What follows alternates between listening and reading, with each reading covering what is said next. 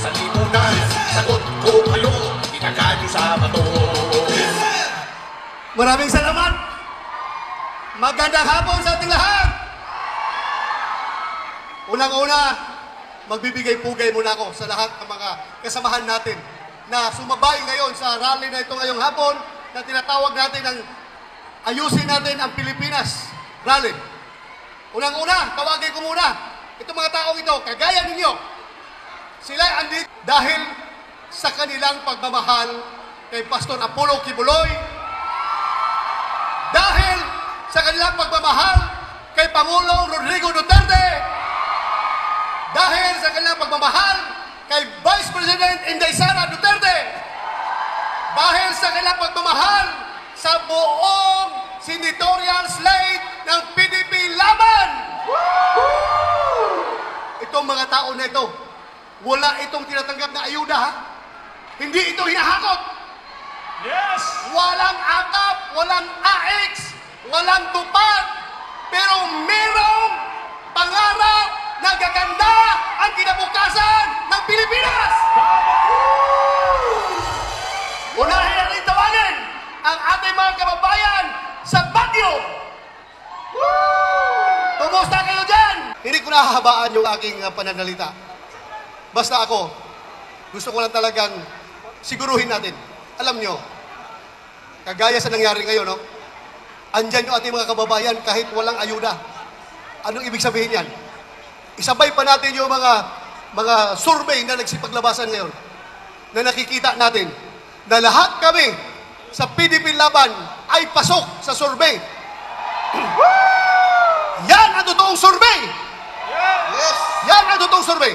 Kaming siyam sa PDP Laban ay pasok sa Magic 12. Anong indicator? Anong explanation yan? Anong explanation? Bakit ganoon?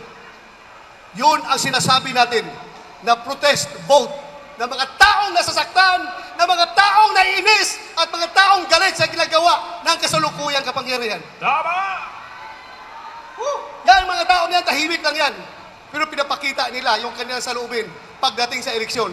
Kaya, I'm warning you, hold your breath, tighten your belt. Pagdating sa eleksyon, sasabihin ko sa iyo, magugulat na lang ang lahat na itong siyam na ito, Attorney Jamie Bundok, yours truly, Mr. Malasakit, Senator Bongo, Jamie Hinlo, Attorney Raul Lambino, Yes! Congressman Rodante Marcolita, of course, ang ating pinakamamahal na si Pastor Apollo Kibuloy, at Yep! si Attorney Vic Rodriguez, at Philip Ipi Salvador. Magulat na lang kayo pagdating sa eleksyon. Itong lahat na ito ay nakakalusot. Ako, I am not trying to be a prophet. I'm just trying to share with you yung aking nakikita habang ako yung umiikot sa buong Pilipinas. Nakikita ko talaga yung damdamin ng puso ng Pilipino. Gusto nila talaga, sir, straight PDP Laban kami. Yun lang yung nagsasalita. Pero yung iba tahimik, ayaw magsalita. Pero sabi nila, makita na lang ninyo, sir, sa magiging resulta ng halalan. Tingnan ninyo kung anong kalalabasan yan. Kaya, sana tayo, huwag tayong mawalan ng pag-asa. Fight pa rin tayo, kumbate pa rin tayo! Ano yung nangyayari ngayon, di ba? Everyday makita mo sa social media, meron ng papalabas ng binablog na nila yung paggagamit nila ng shabu. Nakita ninyo? Ginagawa ng live sa Facebook yung paggagamit ng shabu. Ang masaklap nito, parang itong mga tao na ito, pakiramdam nila, ito na ang new normal. Normal lang nagagamit ka ng shabu. Normal lang na ipagmamayabong mo sa buong mundo na ikaw isang drug user. Bakit? Ano na nangyari sa utak ng ating mga kababayan? Hahayaan ba natin na magiging ganito na lang palagi? Hindi! Kaya tayo andito dahil nga sabi natin, ayusin natin ang ating bayan rally. Yan ang purpose sa rally na ito. Ang mahirap dyan, yung ating mga anak, kabataan natin, wala tayong control sa kanila. Sila sige scan sa social media at nakikita nila itong mga adik na gumagamit ng sebo na pinag-post yung kanilang illegal activity. Anong isipin ng kabataan? Ay, normal lang pala. ay sikat ka pala kung gagamit ka ng Cebu. Kikita ka pa dahil ginagawa mong content sa iyong vlog yung paggagamit ng Cebu. Kawawa. Kawawa ang kabataan, kawawa ang Pilipinas. Kaya huwag nating hayaan ito. Alam nyo, itong line-up na siyam ng pinipilaban, wala dito kahit isa gumagamit ng Cebu. I can assure you! Yes! Tama!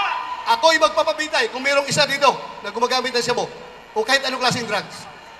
Itong mga tao na ito, malinis talaga. I can assure you. Kaya, tulungan natin ito sila dahil sila ay magiging team na tagapaglinis ng ating bayan. Tutulong sila sa ating kampanya laban sa illegal na droga. Magandang gabi po sa inyong lahat, mga kababayan ko. Maraming salamat po sa mga taga Laguna, sa inyong napakainit na pagtanggap po kanina. Kanina po maraming lumapit sa akin. Papasalamat. Kanina pag motorcade namin, may sumisigaw, salamat sa malasakit, salamat sa mga super. Magpasalamat sa inyo dahil binigyan niyo po ako ng pagkakataon na makapagserbisyo po sa inyo. Maraming salamat po sa inyo lahat, mga kababayan ko. Hindi ko po sasayangin yung pagkakataong binigay niyo sa akin. Magtatrabaho po ako para sa Pilipino. Hindi po ako politiko na mangangako sa inyo. Gagawin ko lang po ang aking trabaho. Kung papalarin, pagdating ng panahon, sipag, pagmamalasakit at more serbisyo po ang gagawin ko sa ating mga kababayang Pilipino po. Sa mga kapatid ko Muslim, Assalamualaikum sa inyo. Mahal na mahal namin kayo sa Mindanao, walang diskriminasyon doon. Dito sa Laguna, napakarami pong super health center dito na itinatayo. Mismo ako nakapunta. Sa Mabitak, Binyan, Calamba, dito po mismo sa Calamba meron. Alaminos, Cabuyao, San Pedro, Santa Rosa, Calawan, Los Baños, San Pablo, Santa Maria, Nagcarlan, Pila, Pagsanghan, Rizal, Luisiana, Paite at Liliu. Yan po ang mga super health center. Ang mga buntis, pwede mga anak dyan. Tingnan nyo po ha. Ito po, sa Lake Cebu, sa South Cotabato, bundok. Ang mga buntis doon, 2 hours ang biyahe, nanganganak sa tricycle, sa jeep. Ngayon, meron na silang super health center. IPs po yan sa mga kapatid nating indigenous people. Tuwang-tuwa ang mayor, tuwang-tuwa yung kapitan. Sabi nila, Sir, pangalanan namin sa iyo itong bata kasi bago ka dumating, pinanganak na. Pagtingin ko sa bata, babae. Sabi ko, paano mo pangalanan sa akin? Lalaki ako. Sabi niya, hindi problema yan. Pangalanan natin ito ng bongga. Ibig kong sabihin, nangyayari sa totoong buhay yung ginagawa ko. Kahit sa sulok ng Pilipinas, halos napuntahan ko na. Mula Apari hanggang Hulo. Lindol, Sunog, putok ng bulkan, tulong sa mga mahirap, pinupuntahan ko yan. Dahil gusto kong ilapit ang serbisyo ng gobyerno sa ating mga kababayang Pilipino po. PRD po. Actually, rally po ito organized by the Kingdom of Jesus Christ. We were invited at salamat po sa mainit na pagtanggap ng mga taga Laguna sa amin.